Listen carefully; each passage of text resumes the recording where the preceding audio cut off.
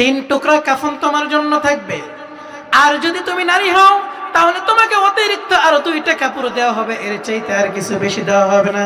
এই জন্য কবি বলতেছেন, জানা হোগা ইহা সে কুছ নেহি তেরা সাথ হোগা, जाना होगा फानी इस दुनिया से कुछ नहीं तेरा साथ होगा, चंद गज कफन का टुकड़ा तेरा लिबास होगा, चंद गज कफन का टुकड़ा तेरा लिबास होगा। দুনিয়া থেকে কি নিয়ে আসবা? যদি পুরুষ হও তাহলে 3 টুকরা কাপড়ে পেঁচায় তোমার কিন্তু কবরের ভিতরে রাখবে। ও বাবা, এই কথা মনে কইরো না যে তোমার সন্তান তোমারে মারা যাওয়ার পরে বুকের ভিতরে জড়ায় রাখবে। যে স্ত্রীর সাথে একই লাপের ভিতরে একই কাপড়ের ভিতরে থেকেছো, ওই স্ত্রীও কিন্তু তোমার জায়গা দিবে না, বলবে সে মারা গিয়েছে, তাকে ঘর থেকে বের করে দাও। এমনও ঘটনা দেখা যায়, বলে 10 তলা 20 তলা বাড়ি থাকার পরেও মৃত্যুর পরে নিজের বিল্ডিং এর ছায়ার নিচে জায়গা হয় না। তাহলে দুনিয়া থেকে বিদায় আছে। আরে তোমাকে দুনিয়া থেকে বিদায় নিয়ে চলে যেতে হবে, তাহলে তুমি যখন দুনিয়া থেকে বিদায় নিবে কি সামানা তুমি নিয়ে যাইবা? ও মুসলমান, আমি আমার আলোচ্য বিষয়ের দিকে চলে যাচ্ছি। আমি এতক্ষণ আপনাদের সাথে একটু সম্পর্ক রাবেতা তৈরি করলাম। আমি আজকে কোন আলোচনা শুরু করব? আমি শুরুতেই কোরআনুল কারীমের একটা আয়াতে কারিমা তেলাওয়াত করেছি। আমি কোরআনুল কারীমের যে আয়াত তেলাওয়াত করেছি, ওই আয়াতের ভিতরে আল্লাহ পাক রব্বুল আলামিন বলেন, ওয়া ক্বাদা রাব্বুকা আল্লা তা'বুদু ইল্লা ইয়াহু ওয়া বিল ওয়ালিদাইনি ইহসানা।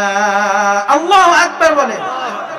আল্লাহ পাক রব্বুল আলামিন এই দুনিয়াতে মানুষের জন্য একটা জান্নাত রেখেছে, চলতে ফিরতে জান্নাত। কয় কেমন জান্নাত? কয় তুমি যদি জান্নাতের খোঁজ পাইতে চাও তাহলে রাসূল বলেন, আল জান্নাতু তাহতা আকদামিল উম্মাহাত। জান্নাত কোথায় খোঁজো? কয় ওই যে নওগাঁ মাজারে গিয়ে জান্নাত খোঁজো মিয়া, আটরসে গিয়া জান্নাত খোঁজো, বাবার দরগায় গিয়া জান্নাত খোঁজো। জান্নাত তো তোমার ঘরের ভিতরে। আল্লাহ কয় কোথায় রাখছি জানোনি? কয় তোমার জান্নাতটা রাখছি তোমার মায়ের পায়ের নিচে। সুবহানাল্লাহ বলে চিত্ত দিয়েছি। আর কুরবানি করো। জানো তুমি কেমনে হয়েছো? আল্লাহ রাব্বুল আলামিন বলেন, হাল আতা আলাল ইনসানি হিনুম মিনাদ দাহরি লাম ইয়াকুন শাইআম মাযকুরা। আল্লাহ বলেন, ও ইনসান, ও মানব জাতি শুনে নাও, তোমার জীবনে কি এমন একটা সময় এসেছিল না যখন তোমার নাম ছিল না, তোমার পরিচয় ছিল না? শোলাপাড়া গ্রামের কেউ তোমাকে চিনতো না, কেউ তোমাকে জানতো না, কেউ তোমাকে আদর করতো না, কেউ তোমার নাম ধরে ডাকতো না। তাহলে আমি আল্লাহ তোমাকে অস্তিত্ব দিলাম। কেমনে দিয়েছি বান্দা? কয় দেখো, আমি তোমার মায়ের বক্ষপিঞ্জর থেকে আর তোমার বাবার পৃষ্ঠদেশ থেকে সবকে নির্গত 1 ফোঁটা নাপাক পানি দিয়ে আমি আল্লাহ রাব্বুল আলামিন তোমারে বানাইলাম। মায়ের বক্ষপিঞ্জর থেকে 1 ফোঁটা নাপাক পানি নিয়েছিলেন, আর বাবার পৃষ্ঠদেশ থেকে 2টা পানিকে একত্রিত করে আল্লাহ পাক রব্বুল আলামিন আমাদেরকে অস্তিত্ব দিয়েছেন। আল্লাহু আকবার বলেন। আল্লাহ রব্বুল আলামিন বলেন, ইন্না খালাকনাকুম মিন তুরাবিন সুম্মা মিন নুতফাতিন সুম্মা মিন আলাকাতিন সুম্মা মিন মুদগা। ও শোলাপাড়ার মানুষেরা শোনো, তোমাদেরকে আল্লাহ রাব্বুল আলামিন কেমনে তৈরি করেছে। ইন্না খালাকনাকুম মিন তুরাবিন সুম্মা মিন নুতফাতিন সুম্মা মিন আলাকা। কয় তোমার মায়ের আর তোমার বাবার 1 ফোঁটা নাপাক পানিকে আমি আল্লাহ রাব্বুল আলামিন জমাট বানাইছি, তোমার মায়ের রেহেমের ভিতরে রাখছি। 40 দিন পর্যন্ত ফেরেশতা ওই পানিগুলোকে নাড়াচাড়া করেছে। 40 দিন পরে যখন রক্তের জমাট বেঁধে গিয়েছে, আবার 40 দিন ওইটাকে নাড়াচাড়া করেছে। নাড়াচাড়া করার পরে আল্লাহ রাব্বুল আলামিন তোমাকে সুন্দর করে বানাইছে। কত সুন্দর জায়গা বানাইলেন! কয় আল্লাহ তাআলা এমন একটা জায়গায় বানাইছে যেই জায়গার ভিতরে কোনো ধরনের রোগ জীবাণু পৌঁছতে পারে না। আল্লাহু আকবার বলেন। কেমন জায়গা আল্লাহ বানাইছেন! কই মায়ের পেটের ভিতরে পৃথিবীর এমন কোন মানুষ নাই, এমন কোন ভাইরাস নাই, এমন কোন চিকিৎসা বিজ্ঞানী নাই যে যারা ওই মায়ের পেটের ভিতরে রোগ জীবাণু পৌঁছতে পারে। আল্লাহ রাব্বুল আলামিন কোরআনুল কারীমের ভিতরে কয়, ফি করারিম মাকিন। আল্লাহ রাব্বুল আলামিন বলেন, এমন একটা সংরক্ষিত জায়গার ভিতরে আমি আল্লাহ রাব্বুল আলামিন তোমাকে বানাইলাম, যেই জায়গার ভিতরে কোনো ধরনের রোগ জীবাণু ঢুকতে পারে না, যেই জায়গার ভিতরে কোনো ধরনের অসুবিধা হতে পারে না। আমি আল্লাহ রাব্বুল আলামিন তোমাকে এমন করে বানাইলাম, তোমাকে হাত দিলাম, তোমাকে পা দিলাম, পায়ের জায়গায় পা রাখলাম, হাতের জায়গায় হাত রাখলাম, চোখের জায়গায় চোখ রাখলাম, কানের জায়গায় কান রাখলাম। এই যে 5টা হাত, এই যে 5টা আঙ্গুল তোমার সুন্দর করে বানাইলাম। 6টা আঙ্গুল দিলাম না বান্দা, তোমারে 5টা দিয়ে সৌন্দর্য মণ্ডিত করে দিলাম। চোখটাকে সেন্টারে রাখলাম, পিছন দিয়ে দিলাম না। নাকটাকে নাকের জায়গা রাখলাম। কোন জিনিস মুখ দিয়ে ঢুকাইবা, কোন জিনিস খাইবা, তার ঘেরান তুমি নাকে নিতে পারবা। আল্লাহ যদি সেন্টার চোখ রাখতো তাহলে ওই মানুষটা কিন্তু ভালোভাবে দেখতে পারে না। কত সুন্দর করে আমি আল্লাহ বানাইলাম, তাকায় দেখো নিজের দিকে। ও মানুষ, তোমার কোনো অস্তিত্ব ছিল না, আমি আল্লাহ রাব্বুল আলামিন তোমাকে অস্তিত্ব দিয়েছি। এই জন্য দুনিয়ায় যাওয়ার পরে তোমার কাম হবে আমি আল্লাহ রাব্বুল আলামিনের ইবাদত করা। এত সুন্দর করে তোমাকে বানাইছে, কত সুন্দর করে আল্লাহ বানাইছেন। চারটা কসম খায় আল্লাহ রাব্বুল আলামিন বলেন, লাকাদ খালাকনাল ইনসানা ফি আহসানি তাকওয়িম।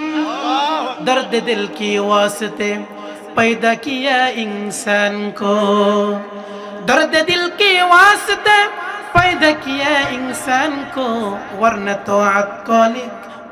तो आग के लिए कुछ कम न था कर्रूबिया, वरना तो आग के लिए कुछ कम न था कर्रूबिया। তোমাকে এত সুন্দর করে বানাইলাম কেন বান্দা? তোমাকে কি আমি জাহান্নাম দেওয়ার জন্য বানাইছি? না না, তোমাকে জাহান্নাম দেওয়ার জন্য বানাই নাই। তাকে দেখো কত সুন্দর করে আমি আল্লাহ রাব্বুল আলামিন তোমাকে বানাইলাম। তোমার মায়ের পেটের ভিতরে কত সুন্দর যত্ন করে তোমারে বানাইলাম। বান্দারে, আমি আল্লাহ রাব্বুল আলামিন ইচ্ছা করলে তোমার একটা হাত রেখে দিতে পারতাম, পারতেন না বুঝি? আল্লাহ তাআলা বলতেছেন, আমি চাইলে তোমার একটা চোখ নষ্ট করে দিতে পারতাম।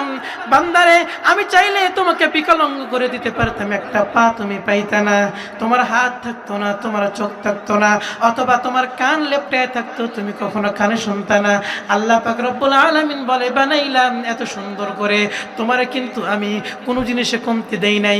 5টা আঙ্গুলের জায়গায় 5টা আঙ্গুল রাখছি, পায়ের 5টা আঙ্গুলের স্থানে 5টা আঙ্গুল রাখছি। 2টা পাকে সুন্দর করে বানায়া দিলাম, বাঁকা কইরা দিলাম না। 2টা চোখ চোখের স্থানে রাখলাম, 2টা কান কানের জায়গায় রাখলাম, করে মুখ মুখের জায়গায় রাখলাম। আল্লাহ পাক রব্বুল আলামিন বলে, মারির দাঁতকে বাড়ির দাঁতের জায়গায় রাখছি, আর যেই দাঁত দিয়ে তুমি নরম নরম জিনিস খাইবা ওই দাঁতটাকে সামনের জায়গায় রাখছি।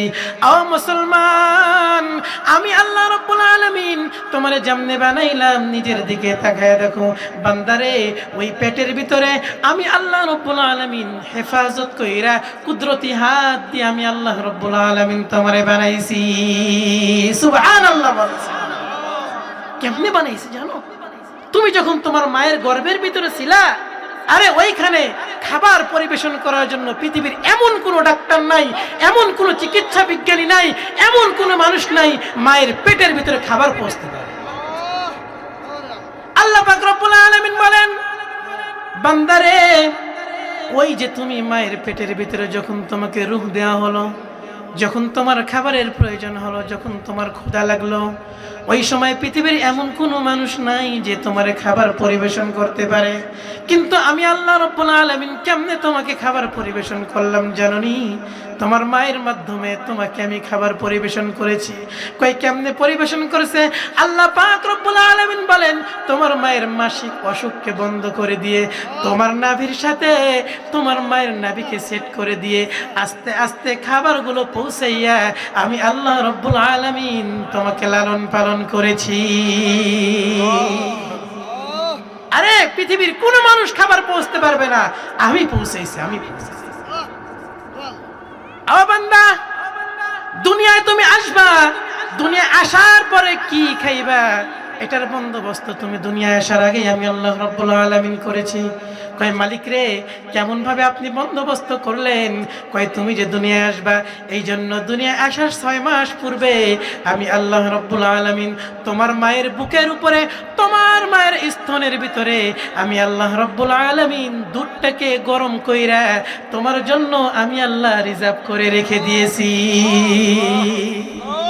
সে খাদ্য শুধু খাদ্য নয়, রিজার্ভ করে আমি আল্লাহ রেখে দিয়েছি। 6 মাস পরে তুমি দুনিয়ায় আসবা, 6 মাস পরে আসবা, এখনো আসো নাই, কিন্তু আমি আল্লাহ তোমার জন্য খাবারের বন্দোবস্ত করেছি। তুমি আমারে চেনো? আমি তোমার কেমন রব? দুনিয়ায় যায় আমার নাফরমানি করো, নামাজ পড়ো না, রোজা রাখো না, সুদ খাও, ঘুষ খাও, তুমি तमाम ধরনের নাফরমানি করো, জুলুম অত্যাচার করো, আমি আল্লাহ পারলে কি তোমাকে কষ্ট দিতাম না? বান্দারে, তুমি যখন দুনিয়ায় আসলা, তুমি দুনিয়া আসার 6 মাস পূর্বে আমি আল্লাহ তোমার জন্য খাবার রিজার্ভ করে রেখে দিয়েছি। বান্দারে, তুমি সবেমাত্র দুনিয়ায় আসছো, তোমার শরীরের ভিতরে কচি হাড্ডি, কচি লাঞ্চ, দুনিয়ার কোনো পরিবেশ তোমার শরীরের ভিতরে লাগে নাই। এই জন্য আমি আল্লাহ রাব্বুল আলামিন তোমার মায়ের যে প্রথম দুধটা আছে, যে শাল দুধটা, ওই দুধটা যদি আমাদের গ্রামগঞ্জের অনেক মানুষ, মহিলা মানুষরা ফেলে দেয়, মা গো এই দুধ ফেলে দেওয়ার দরকার নাই। আল্লাহ কোনো জিনিস অযথা বানান নাই, আল্লাহ কোনো জিনিসকে অপ্রয়োজনীয় বানান নাই। যেই জিনিসটাকে আল্লাহ বানাইছেন, কয় বিজ্ঞানীরা কয়, এখনকার চিকিৎসা বিজ্ঞানীরা কয় সর্বপ্রথম মায়ের ওই দুধ যদি কোনো সন্তানের পেটের ভিতরে চলে যায়, কয় তার জন্য করোনা ভাইরাস থাকুক, যত ধরনের ভাইরাস থাকুক, ধনুষ্টঙ্কার থাকুক, কোন রোগ ওই আল্লাহর বান্দাকে কখনো স্পর্শ করতে পারে না। তোমার মায়ের প্রথম দুধটা আমি তোমার জন্য রোগের প্রতিষেধক হিসেবে বানিয়ে দিয়েছি। আল্লাহু আকবার বলে। আয় মুসলমান, আল্লাহ পাক রব্বুল আলামিন বলতেছেন, ওই দুধটাকে আমি কেমনে কইরা বানাইছি জানোনি? তুমি যখন ছোট বাচ্চা দুনিয়ায় যখন আসছো, তোমার মায়ের স্তনের ভিতরে একটা ছিদ্র দেই নাই। একটা ছিদ্র দেখবেন বাজার থেকে যখন আমরা দুধের বোতলগুলো কিনে নিয়ে আসি, অনেক সময় বাচ্চারা খাওয়ার পরে বুকের ভিতরে আটকে যায়, ঠিক না বেঠিক? সরে বলেন, ঠিক না বেঠিক? বাজার থেকে যখন আনি, ওই বোটের ছিদ্র মাত্র একটা থাকে, অনেক সময় বাচ্চা দুধ খাইতে গিয়ে বুকের ভিতরে আটকে যায়, বাচ্চার কষ্ট হয়। আল্লাহ পাক রব্বুল আলামিন বলতেছেন, সবেমাত্র দুনিয়ায় আসছো রে বান্দা, তুমি কেমনে খাইবা? এই জন্য তোমার মায়ের স্তনের ভিতরে একটা ছিদ্র করে দেই নাই, বরং তোমার মায়ের স্তনের ভিতরে 32টা ছিদ্র করে দিয়ে আমি আল্লাহ রাব্বুল আলামিন অল্প অল্প করে দুধ বের করে না, আমি আল্লাহ তোমার জীবনটারে বাঁচাইছি। ওই দুধটা শুধু সাধারণ দুধ নয়, তোমার টেস্ট লাগবে কিনা, ভালো লাগবে কিনা, এই জন্য অনেকটা ঘন আমি আল্লাহ রাব্বুল আলামিন করি নাই। ঘন হইলে তোমার যদি কণ্ঠনালী আটকে যায়, যদি তুমি খাইতে গিয়া তোমার বুক যদি আটকে যায়, তোমার নিঃশ্বাস যদি আটকে যায়, তাহলে তোমার কষ্ট হবে। বান্দারে, আমি তো মানুষ বানাইছি, আমি তো অনেক আদর করে তোমারে বানাইছি। মুসলমান, এই জন্য আল্লাহ বলেন, তোমার জন্য তোমার মায়ের স্তনের ভিতরে যে দুধটা রেখেছি, ওই দুধটাকে হালকা পাতলা করেছি, তার ভিতরে বেশি পরিমাণে চিনি দেই নাই, অল্প অল্প হালকা হালকা মিষ্টি রেখেছি। তুমি যখন ওই স্তনের দুধটা খাইবা, যাতে তোমার কোনো কষ্ট না হয়। বান্দারে, এই জন্য আমি তোমার মায়ের দুধের ভিতরে হালকা পাতলা করে দিয়েছি, একটু মিষ্টি ভাব দিয়েছি, এবং ওই দুধটাকে একটা ছিদ্র দিয়ে বের করি নাই, 32টা ছিদ্র দিয়ে বের করে আমি আল্লাহ তোমার জীবন বাঁচাইছি। মুসলমান, এই জন্য আল্লাহ পাক রব্বুল আলামিন বলেন, মানুষে আমি এত সুন্দর করে তোমারে বানাইলাম, তুমি যদি দুনিয়ায় যাওয়ার পরে আমি আল্লাহর নাফরমানি করো, তুমি যদি আমি আল্লাহরে ভুলে যাও, তাহলে ওই যে আল্লাহ রাব্বুল আলামিন বলেন, তুমি দুনিয়াতে আসছিলে এক হালতে, কিন্তু দুনিয়া থেকে যখন বিদায় নিবা, তোমার হালত হবে দুইটা। তুমি যে দুনিয়ায় থাইকা ইবাদতের বন্দেগী করে আসতে পারো, তাহলে আমি আল্লাহ তোমার জন্য জান্নাতের দরজা খুলে দেব। শোলাপাড়া শাহিনপুকুর জামে মসজিদ সংলগ্ন মদিনাতুল উলুম নুরানি হাফিজিয়া কওমি মাদ্রাসার উন্নতি কল্পে 7ম বার্ষিক আজিমুশান ওয়াজ মাহফিলের সম্মানিত সদর সভাপতি, সহসভাপতি, উপস্থিত দূর দূরান্ত থেকে আমার সিরাতাজ হযরত বুজুর্গ ওলামায়ে কেরাম, সম্মুখ পানে সমবেত দিন প্রিয়, ইসলাম প্রিয়, দিনদার, ইমানদার, মুমিন মুসলমান ভাইরা, আমার বুড়ো বাবারা, যুবক ভাইয়েরা, পর্দার আড়ালের মা বোনেরা, বিশ্বজগতের মালিক, বিশ্ব প্রতিপালকের বিশ্ব দরবারে কালিমাতুশ শুকুর, যেই মহান তাবারক ওয়া তাআলা আমাদেরকে অত্যন্ত দয়া করে, মায়া করে, ভালোবেসে রহমতি বরকতি জান্নাতের টুকরা বাগানে আসবার এবং বসবার মতো তৌফিক দান করলেন। এই জন্য সকলেই সেই মালিকের দরবারে শুকরিয়া তান একবার বলি আলহামদুলিল্লাহ, আরো একবার জোরে বলি আলহামদুলিল্লাহ। একই সাথে বিশ্ব মানবতার মুক্তির দিশারি, বিশ্বজগতের রহমতের কান্ডারি মুহাম্মদ আরবি সকলে জবান ছেড়ে দিয়ে মুহাব্বতে ভক্তি ভরে সমস্বরে উচ্চ আওয়াজ একবার পড়ে নেই সাল্লাল্লাহু আলাইহি ওয়াসাল্লাম। যেই নবীর আগমনে আধার ঘুচে মানবতার পূর্ব দিগন্তে নতুন সূর্যের উদয় হয়েছিল, মানুষের মুক্তির জন্য মানুষের হাতে যে নবী তায়েফের ময়দানে রক্ত ঝরিয়েছিলেন, উহুদের ময়দানে দান মোবারক শহীদ করে দিয়েছিলেন, যেই নবীর শেষ রাত্রের আহাজারিতে কান্নায় আল্লাহ রাব্বুল আলামিনের আরশে আজিম দুলত, লক্ষাধিক নবী এবং রাসূল আল্লাহ রাব্বুল আলামিন এই পৃথিবীতে পাঠিয়েছিলেন মানব জাতির হেদায়েতের জন্য। তার মধ্যে থেকে যিনি উম্মতের জন্য দেওয়ানা, উম্মতের জন্য পাগলপাড়া, রহমতের নবী, বরকতের নবী, দো জাহানের সরদার নবী, ইমামুল আম্বিয়া নবী, শাফিউল মুজনবিন নবী, আমার আপনার নবীর শ্রেষ্ঠ নবীর উম্মত হতে পেরে আমরা কি খুশি না বেজার? কেমন খুশি? খুশি যে কেমন হওয়া দরকার এটা আপনি চিন্তাও করতে পারবেন। মানে বর সারা যদি কোনোদিন বিয়ে বাড়িতে খাইতে যান, আপনারা কি খেতে দিবে বাবা? জোরে বলেন না, খেতে দিবে? বর সারা যদি কেউ বিয়ে বাড়িতে যায়, তাহলে যেমনই ভাবে খেতে দেয় না, তেমনি ভাবে উম্মতে মুহাম্মাদি জান্নাতের দরজা পর্যন্ত না পৌঁছলে অন্য কোন নবীর উম্মত জান্নাতে যেতে পারে না। সুবহানাল্লাহ। তাহলে কত মর্যাদা এই শেষ নবীর উম্মতের। আগের জামানায় নবীরা পর্যন্ত আল্লাহর কাছে এই দরখাস্ত করেছিল, ওগো রব্বুল আলামিন, তুমি আমাকে শেষ নবীর উম্মত বানিয়ে দাও। কিন্তু আদম থেকে নিয়ে হযরত ঈসা পর্যন্ত কারোর দোয়া কবুল করে নাই, শুধুমাত্র একজন নবীর দোয়া কবুল করেছেন, তিনি হলেন হযরতে ঈসা। সবাই দোয়া করেছে, হযরতে মূসা দোয়া করেছে, ইসহাক দোয়া করেছে, ইয়াকুব দোয়া করেছে, সকল নবীরাই দোয়া করেছে, কিন্তু আল্লাহ কারোর দোয়া কবুল করেন।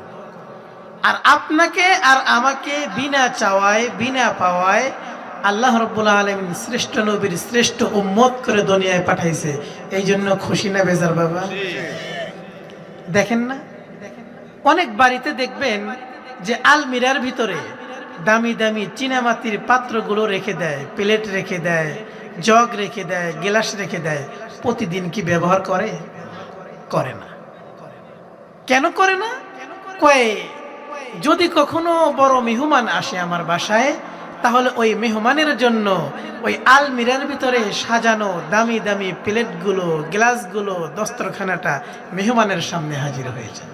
ঠিক না বেটি? আল্লাহ রাব্বুল আলামিন তেমনি ভাবে যখন রূহের জগতে সমস্ত রূহগুলোকে সৃষ্টি করেছিলেন, এই উম্মতে মুহাম্মাদীকে আলাদা করে আল্লাহ রাব্বুল আলামিন আলমিরার ভিতরে রেখে দিয়েছেন। সুবহানাল্লাহ। আলমিরার ভিতরে রেখে দিয়েছেন, বের করেন নাই। কখন বের করবেন? বলে শ্রেষ্ঠ নবী এখনো দুনিয়ায় আসে নাই। আল্লাহু আকবার বলে। মেহমান তো আসে নাই, আলমিরার ভিতর থেকে গ্লাস, প্লেট, জগ এগুলো বের করা হবে না। আল্লাহ পাক রব্বুল আলামিন যখন ইচ্ছা করলেন শ্রেষ্ঠ নবীকে দুনিয়ায় পাঠাবেন, ওই সময় উম্মতে মুহাম্মাদীকে সুন্দর করে আলমিরার ভিতরে রেখে দেওয়া হয়েছিল, ইনটেক করে রেখে দেওয়া হয়েছিল। আল্লাহর নবী যখন দুনিয়ায় আসলেন, পৃথিবীতে আসলেন, মক্কার জমিনে আসলেন, ওই সময় একটা একটা করে প্লেট যেমন মেহমানের জন্য বের করা হয়, আল্লাহ পাক রব্বুল আলামিন তার শ্রেষ্ঠ নবীর শ্রেষ্ঠ উম্মতকে একে একে নবী পাঠানোর পরে কিয়ামত পর্যন্ত পাঠায়া দিবে। কত দামি উম্মত! আল্লাহ পাক রব্বুল আলামিন বেছে বেছে আমাকে আর আপনাকে রেখে দিয়েছিলেন। এই জন্য আজ থেকে 1450 বছর পরেও আমরা শ্রেষ্ঠ নবীর শ্রেষ্ঠ উম্মত হয়ে আসছি। আসলাম পরে, কিন্তু আমাদের ফলাফল দিবে আল্লাহ আগে। কিয়ামতের ময়দানে যখন সকল নবীদের এবং সকল উম্মতের বিচার কার্য হয়ে যাবে, তখন জান্নাতের দরজা খোলা হয় নাই, ফেরেশতারা দরজা আটকায় রাখছে। তো অন্য অন্য উম্মতের গিয়ে বলবে, নবীরা গিয়ে বলবে, এই দরজা খোলো, জান্নাতে চলে যাব, হিসাব নিকাশ হয়ে গেছে। ফেরেশতারা বলবে, এখন পর্যন্ত বর আসে নাই। এখন পর্যন্ত কে আসে নাই? বর আসে নাই। যার জন্য জান্নাতের দরজা খোলা হবে ওই মানুষটা এখনো আসে নাই। কোন মানুষ যে মানুষটা আসলে জান্নাতের দরজা খোলা হবে? ফেরেশতারা কয়, তোমরা জানো না বুঝি আখির জামানার পয়গম্বর জনাবে মুহাম্মদুর রাসূলুল্লাহ, সকলেই বলুন সাল্লাল্লাহু আলাইহি ওয়াসাল্লাম, যতক্ষণ পর্যন্ত এই জান্নাতের দরজার সামনে না আসবেন, অতক্ষণ পর্যন্ত জান্নাতের দরজা কোনো নবীর জন্য খোলা হবে না। নবীরা বলবে, তাহলে মুহাম্মদ আসলেই কি আমাদের জন্য দরজা খুলে দেওয়া হবে? হ্যাঁ, যখন উম্মতে মুহাম্মাদি শ্রেষ্ঠ নবী যখন জান্নাতের দরজায় চলে আসবেন, আল্লাহর নবী আসার পরে বলবেন, না না, আমি তো আগে ঢুকবো না। একবার আল্লাহর নবী দৌড় দিবেন সিরাতের কাছে, না জানি আমার উম্মতকে যেন ওই পুল সিরাতের পুল পার হইতে পারে নাই। আবার নবী দৌড় দিবেন জান্নাতের কাছে, জাহান্নামের কাছে, কোন জানি উম্মত আমার জাহান্নামে চলে গেল। আবার নবী দৌড় দিবেন হাউজে কাউসারের সামনে, গিয়ে দেখবেন আমার কোন উম্মতি যেন পানির পিপাসায় কাতর হয়ে আছে। আবার নবী দৌড় দিবেন আল্লাহর বিচারকের আদালতে, গিয়ে দেখবেন কোন উম্মতি আল্লাহর দরবারের সামনে দাঁড়ায় আছে, এখন বিচার কার্য শুরু করা হয় নাই।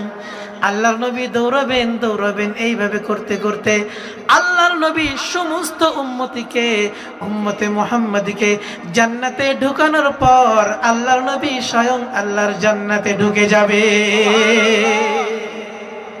এমন নবী পায়া খুশি না বেজা? আরো জোরে বলেন, খুশি না বেজা? খুশি। এই নবী আমাদেরকে আল্লাহ রাব্বুল আলামিন দিয়েছে, কিন্তু সব উম্মতিকে কি আল্লাহর নবী জান্নাতে নিয়ে যাবেন? কিছু নবী কিছু উম্মতিকে দেখার পরে আল্লাহর নবী চেহারা ফেরায় নেবেন, আল্লাহ তাআলা তাকে জাহান্নামে নিক্ষেপ করে দেবেন। নাউজুবিল্লাহ। কারণ কিয়ামতের ময়দানে দুইটা দল হবে। কয়টা দল? জোরে বলেন, কয়টা দল? আল্লাহ পাক রব্বুল আলামিন কোরআনুল কারীমের 25 নম্বর পারার 2 নম্বর পৃষ্ঠার ভিতরে সূরাতুশ শুআরার ভিতরে আল্লাহ রাব্বুল আলামিন বলেন, ফারীকুন ফিল জান্নাতি ওয়া ফারীকুন ফিস সাঈর। আল্লাহ পাক রব্বুল আলামিন বলেন, ফারীকুন ফিল জান্নাহ, একটা গ্রুপ হবে যারা জান্নাতে চলে যাবে, সুবহানাল্লাহ বলেন। আর একটা দল হবে যারা কিন্তু জান্নাতে যাবে না, তারা জাহান্নামে যাবে, নাউজুবিল্লাহ বলেন। তাহলে একটা দল জান্নাতি আর একটা দল জাহান্নামী। আবার আল্লাহ রাব্বুল আলামিন সূরাতুল ওয়াকিয়ার ভিতরে বলতেছেন, ফাআসহাবুল মাইমানাতি মা আসহাবুল মাইমানা ওয়া আসহাবুল মাশআমাতি মা আসহাবুল মাশআমা। কয় ডান দিকের দল কতই না উত্তম দল, যেই দলটা আল্লাহর জান্নাতের মালিক হয়ে যাবে, আর বাম দিকের দল কতই না নিকৃষ্ট দল, যারা আল্লাহর জাহান্নামে যাবে। তার দল কয়টা বাবা? বাংলাদেশে দল কয়টা? দলের অভাব নেই নাকি? দলের অভাব নাই, কিন্তু কিয়ামতের ময়দানে দল কয়টা? কয়টা দল? আল্লাহ দুই জায়গায় দুই রকম বলছে। একবার বলছে আল্লাহ যে একটা দল হবে জান্নাতি আর একটা দল হবে জাহান্নামী। আবার বলছে একটা দল যাবে ডান দিকে আর একটা দল যাবে বাম দিকে। কি বলেন? একজন কবি খুব সুন্দর করে বলেছেন, আমি সেদিন এটা পড়তেছিলাম, শুনতেছিলাম। উনি বলতেছে, একদিকে জান্নাত তোমার, অপর পাশে জাহান্নাম। এক পাশেতে জান্নাত তোমার, অপর পাশে, ধরে বলেন না, এক পাশেতে জান্নাত তোমার, অপর পাশে জাহান্নাম। তাহলে আমি এখন চিন্তা করলাম, না গজলটা তো খুব সুন্দর, তাহলে এর সাথে কিছু লাগানো যায় কিনা। আমিও তখন একটু মেধা খাটায় চিন্তা করলাম কিছু লাগাইয়া দিই। তখন আল্লাহর কোরআনের আয়াত আমার মনে হলো যে এক পাশেতে জান্নাত, তাহলে আল্লাহ তো ডান দিকের কথা বলছেন। আমি বললাম ডান পাশেতে জান্নাত তোমার, বাম পাশেতে জাহান্নাম, হয়েছে না? ভালো কাজে জান্নাত মেলে, মন্দ কাজে, বলেন না বলেন, ভালো কাজে জান্নাত মেলে, মন্দ কাজে, ভালো কাজে জান্নাত মেলে, মন্দ কাজে জাহান্নাম। একদিকেতে জান্নাত তোমার, অপর দিকে জাহান্নাম। ডান পাশেতে জান্নাত তোমার, বাম পাশেতে জাহান্নাম। এক শ্রেণীর মানুষ আছে সমাজেতে চলে ফেরে, এক শ্রেণীর মানুষ আছে সমাজেতে চলে ফেরে, করে না তো নেকের কাম। ভালো কাজে জান্নাত মেলে, মন্দ কাজে, বলেন না বলেন না, ভালো কাজে জান্নাত মেলে, মন্দ কাজে জাহান্নাম। একদিকেতে জান্নাত তোমার, অপর দিকে, জোরে বলেন, একদিকেতে জান্নাত তোমার, অপর দিকে জাহান্নাম। ডান পাশেতে জান্নাত তোমার, বাম পাশেতে জাহান্নাম। মানুষ রূপী জন্ম নিয়া জানোয়ারের ভাব দেখান, নামাজ রোজা ছেড়ে দিয়ে পরিচয় দেন মুসলমান। আছেন এমন মানুষ?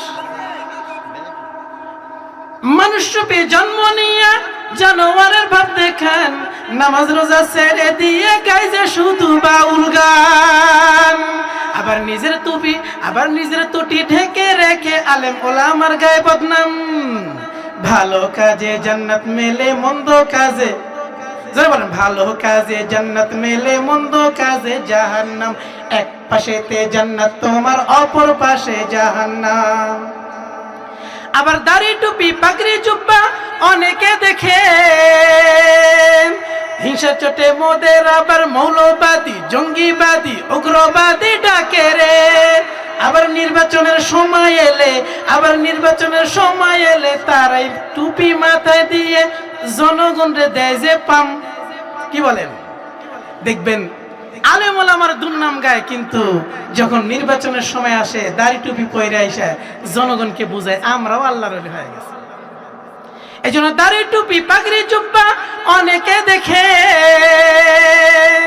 হিংসার চোটে মোদের আবার মৌলবাদী, জঙ্গিবাদী, উগ্রবাদী ডাকে রে। আবার নির্বাচনের সময় এলে, আবার নির্বাচনের সময় এলে টুপি তারা মাথায় দিয়ে জনগণরে দেয় যে পাম। ভালো কাজে জান্নাত মেলে, মন্দ কাজে, এই জোরে বল, ভালো কাজে জান্নাত মেলে, মন্দ কাজে। এক পাশেতে জান্নাত তোমার, অপর পাশে, ডান দিকেতে জান্নাত তোমার, বাম পাশেতে। তাহলে কোন দলে যাবেন, ডান দিকে না বাম দিকে? জান্নাতে যাবেন না জাহান্নামে? কারণ আমরা জান্নাতে যেতে চাই। কি বলেন? জান্নাতে যাওয়ার জন্য এই দুনিয়াতে আসছি, কারণ জান্নাতে কিভাবে যেতে হবে এটাও আমাদের রাসূল আমাদেরকে শিখিয়ে গেছেন। ঠিক না বেঠিক? কোরআনের ভিতরে আল্লাহ বলে গেছেন দুনিয়াতে কেন আসছি। দুনিয়াতে আমরা আসছি, আল্লাহ রাব্বুল আলামিন কোরআনুল কারীমের ভিতরে বলেন, ওয়ামা খালাকাতুল জিন্না ওয়াল ইনসা ইল্লা লিয়াবুদুন।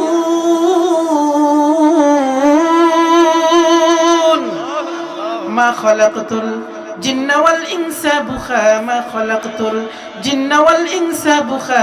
নিস্তে মাকসুদ জুজ ইবাদত আজজাহা, নিস্তে মাকসুদ জুজ ইবাদত আজজাহা। আল্লাহ রাব্বুল আলামিন বলেন, আমি মানুষ আর জিন জাতিকে একমাত্র আমি আল্লাহর ইবাদত আর বন্দেগীর জন্য পাঠাইছি, অন্য কোনো কাজের জন্য পাঠাই নাই রে বান্দা, তোমাকে ইবাদত আর বন্দেগীর জন্য পাঠাইছি। রাসূল বলেন, ক্বালান নবী সাল্লাল্লাহু আলাইহি ওয়াসাল্লাম, আদ-দুনিয়া মাজরাআতুল আখিরাহ।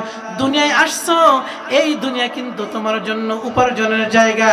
এখান থেকে যদি নেক আমল না করতে পারো বান্দা, তাহলে ডান দিকের যে দল আছে আর জান্নাতে যে দল আছে, ওই দলের ভিতরে তুমি কখনো শামিল হতে পারবা না। দুনিয়ায় আসলাম হাসি তামাশা নিয়ে যদি পার হয়ে যায় তাহলে ধরা খেতে হবে। কারণ দুনিয়া আমরা যখন আসছি এক অবস্থায় আসছি, কিন্তু দুনিয়া থেকে যখন বিদায় নিচ্ছি হালত হচ্ছে দুইটা। কয়টা? দুনিয়ায় আসছে একই অবস্থায় আসছে। আল্লাহ পাক রব্বুল আলামিন একই সাথে রুহের জগতের ভিতরে আপনাকে আমাকে পৃথিবীর সকল মানুষকে একসাথে সৃষ্টি করলেন। ওখান থেকে মায়ের পেটে আমাদের সকলকে আনলেন। কেউ 10 মাস 10 দিন অথবা কম বেশি মায়ের পেটে ছিলাম, ঠিক কিনা বলেন? মায়ের পেটে থাকলাম, সকলের হালত কিন্তু এক, পরিবর্তন নাই। আবার মায়ের পেট থেকে দুনিয়ার ভিতরে আসলাম, রক্তমাখা অবস্থায় আসলাম। চাই সেটা সাধারণভাবে কোনো মা ডেলিভারি সন্তানকে করুক অথবা সিজারের মাধ্যমে হোক, প্রত্যেকটা সন্তান কিন্তু রক্তমাখা অবস্থায় দুনিয়া আসে, ঠিক কিনা বলেন?